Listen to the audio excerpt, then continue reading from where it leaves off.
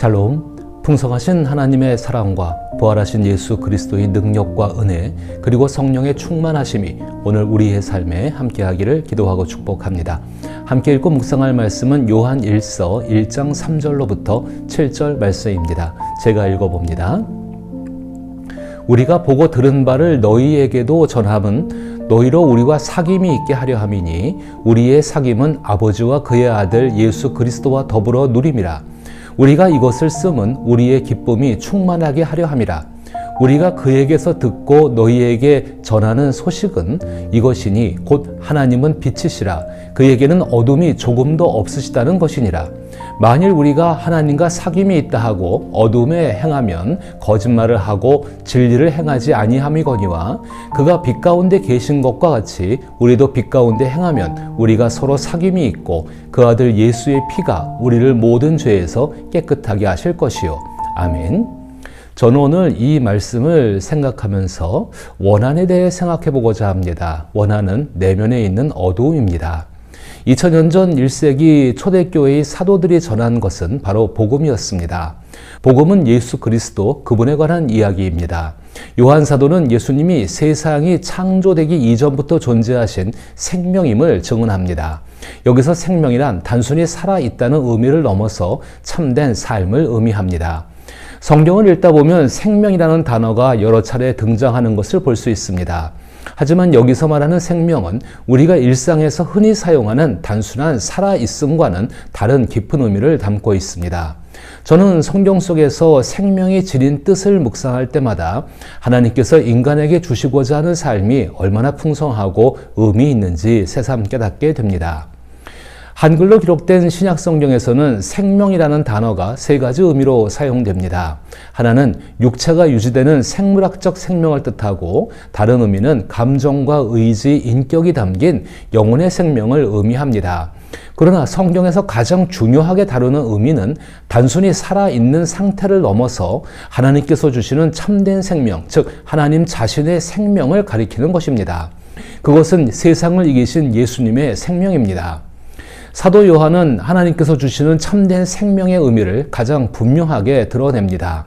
요한복음 1장 4절에서는 그 안에 생명이 있었으니 이 생명은 사람들의 빛이라 라고 말씀하며 예수님 안에 있는 생명이 단순히 존재를 유지하는 것이 아니라 사람을 하나님이 원하시는 모습으로 변화시키는 능력임을 알려줍니다. 이에 성경은 요한일서 5장 12절에서 아들이 있는 자에게는 생명이 있고 하나님의 아들이 없는 자에게는 생명이 없느니라 라고 말씀하십니다. 그런데 사람들은 너무나 쉽게 이 말씀을 생각하며 생명이 있다와 없다로 갈라치게 합니다. 물론 한글 성경에서 생명이라는 단어가 명확하게 어떤 뜻인지 표현되어 있지 않기 때문에 문맥을 통해 유추해야 하는 한계 때문일 수도 있습니다. 그러나 아들이 있는 자에게는 생명이 있다는 말씀은 생명의 근원이 하나님과 관계 안에 있음을 강조하는 것입니다. 또한 요한 사도는 요한일서 1장 3절에서 예수 그리스도를 통해 얻게 된 생명으로 인해 아버지 하나님과 그의 아들 예수 그리스도가 서로 사귀며 누리는 하나님의 기쁨을 그리스도인들도 함께 누릴 수 있다고 말하고 있습니다. 우리가 보고 들은 바를 너희에게도 전함은 너희로 우리와 사귐이 있게 하려 함이니 우리의 사귐은 아버지와 그의 아들 예수 그리스도와 더불어 누림이라. 우리가 이것을 쓰면 우리의 기쁨이 충만하게 하려 함이라. 다시 말해 예수 그리스도께서 우리에게 주신 생명은 곧 하나님 자신의 생명을 의미합니다. 이 생명은 우리 영혼과 육체의 생명력을 불어넣습니다. 하나님과 교제할 수 있는 참된 생명은 우리가 스스로 얻을 수 있는 것이 아니라 전적으로 하나님의 능력과 은혜로 우리에게 선물로 주어진 것입니다. 이 점에서 자연스럽게 영생이라는 개념이 이어집니다. 영생은 흔히 죽지 않고 영원히 사는 것으로만 이해되지만 성경은 영생을 시간의 길이가 아닌 변화된 생명의 질로 설명합니다. 영생은 단순히 오래 사는 것만이 아니라 하나님의 생명에 참여하여 지금 이 순간부터 하나님과의 관계 안에서 살아가는 새로운 존재의 방식을 뜻합니다. 예수님께서 요한복음 10장 10절에서 내가 온 것은 양으로 생명을 얻게 하고 더 풍성히 얻게 하려는 것이라 라고 말씀하셨을 때 여기서 말하는 생명은 단순히 육체적인 생명이나 영혼의 안락함을 의미하는 것이 아닙니다. 예수님은 전혀 다른 차원의 생명, 즉 하나님 자신의 생명을 주시기 위해 이 땅에 오셨습니다. 그리고 이 생명은 미래의 천국에서만 누리는 것이 아니라 예수님을 믿는 순간부터 현재의 삶 속에서 이미 시작되는 현실입니다. 그렇다면 우리가 예수 그리스도를 통해 얻은 생명은 누구의 생명으로 살아가느냐 하는 문제로 귀결됩니다. 우리의 육체와 영혼 역시 하나님께서 주시는 생명으로 살아가고 있습니다. 그런데 그 안에 우리의 육체와 영혼이 담아낼 수 없는 하나님의 생명이 예수 그리스도를 통해 들어왔습니다. 하나님께서는 하나님의 아들 예수 그리스도의 육체적인 죽음과 하나님의 능력으로 이루어진 부활을 통해 참된 하나님의 생명이 실제로 우리의 육체와 영혼 안에서 생명력을 나타내게 하셨습니다. 비록 우리 삶이 언제나 흔들리고 지치지만 우리는 하나님의 생명에 참여함으로써 상황과 감정에 흔들리지 않고 하나님과의 관계 속에서 더욱 깊고 풍성한 삶의 기쁨을 누리도록 부르심을 받은 것입니다.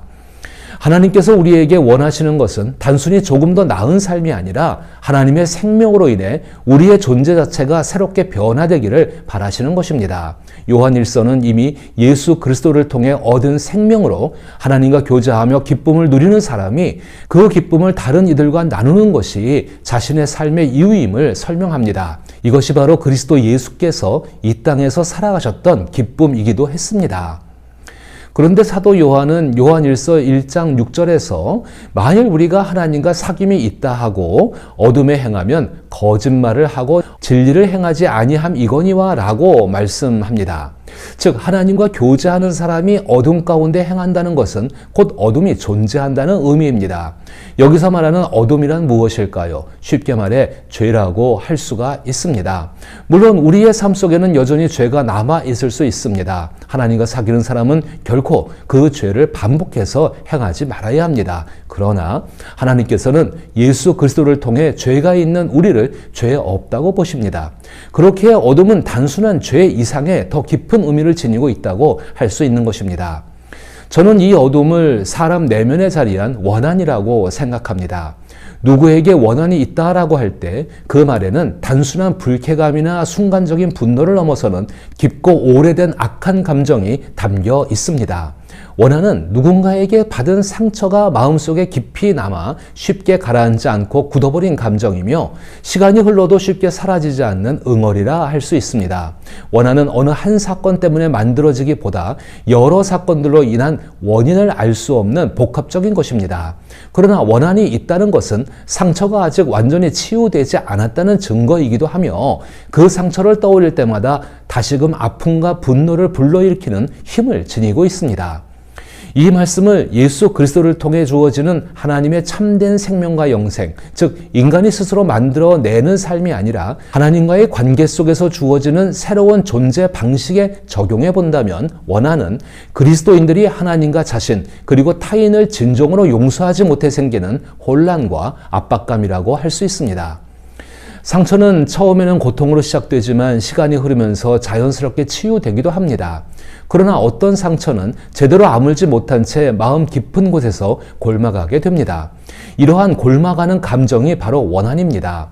즉 상처가 치유되지 않고 마음속에 오래 남아있을 때 원한으로 변하며 원한은 다시 그 상처를 되살려 사람을 더욱 아프게 만듭니다. 이처럼 상처와 원한은 서로를 강화하며 악순환을 반복하게 됩니다. 원한을 품고 살아가는 사람들의 모습을 한번 떠올려 보십시오. 겉으로는 평온해 보일지라도 마음속에서는 끊임없이 과거의 상처를 되새기며 고통을 반복합니다.